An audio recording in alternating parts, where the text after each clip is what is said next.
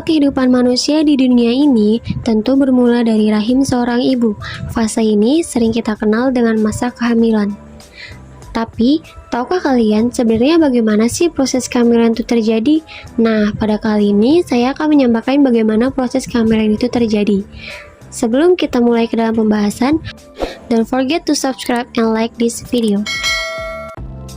1. Sebelum pembuahan.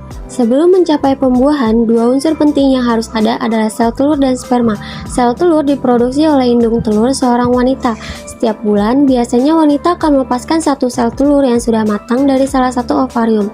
Proses ini disebut dengan ovulasi. Sel telur ini rata-rata dapat bertahan hidup sampai dengan 24 jam semenjak dilepaskan, sehingga pada waktu ini sel sperma harus membuahi sel telur agar terjadinya kehamilan.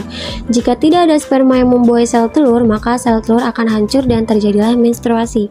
Ketika cairan sperma dikeluarkan atau pria mengalami ejakulasi, sperma yang mampu dilepaskan mencapai 40 juta.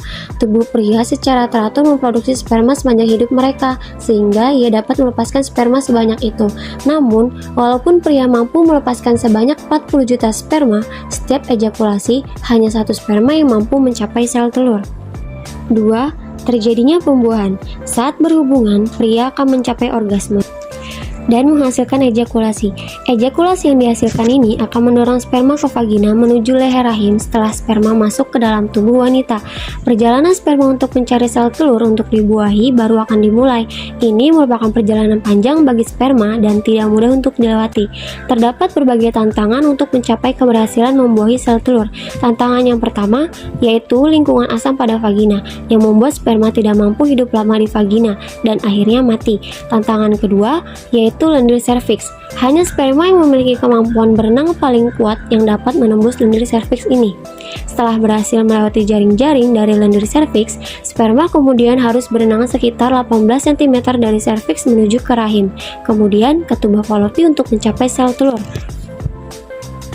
Perjalanan sperma belum selesai walaupun sudah bertemu dengan sel telur. Satu telur mungkin bisa didekati oleh ratusan sperma, namun hanya sperma yang terkuat yang dapat menembus dinding luar sel telur.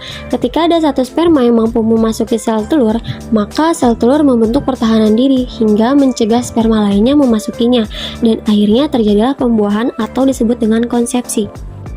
3. Setelah pembuahan. Setelah sperma masuk ke dalam sel telur, kemudian sel telur membentuk pertahanan diri, materi genetik antara sperma dan sel telur kemudian melakukan penggabungan. Nah, jenis kelamin bayi ibu ditentukan dari sini. Jika sperma yang berhasil membuahi sel telur membawa kromosom Y, maka bayi ini berjenis kelamin laki-laki. Sedangkan, jika sperma ini membawa kromosom X, maka bayi ini akan berjenis kelamin perempuan. Sel-sel baru dengan jumlah sekitar 100 sel akan membentuk bundelan yang disebut dengan blastokista. Blastokista ini kemudian akan berjalan menuju rahim, dapat memakan waktu sekitar 3 hari atau lebih.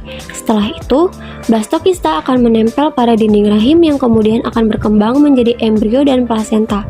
Ini membutuhkan waktu beberapa minggu sampai ibu menyadari bahwa ibu sedang hamil dan tes kehamilan menunjukkan hal yang sama. Dan selanjutnya, janin akan berkembang dan terus berkembang. Nah, itu dia proses bagaimana kehamilan itu bisa terjadi. Semoga informasi ini bermanfaat ya. See you in the next video.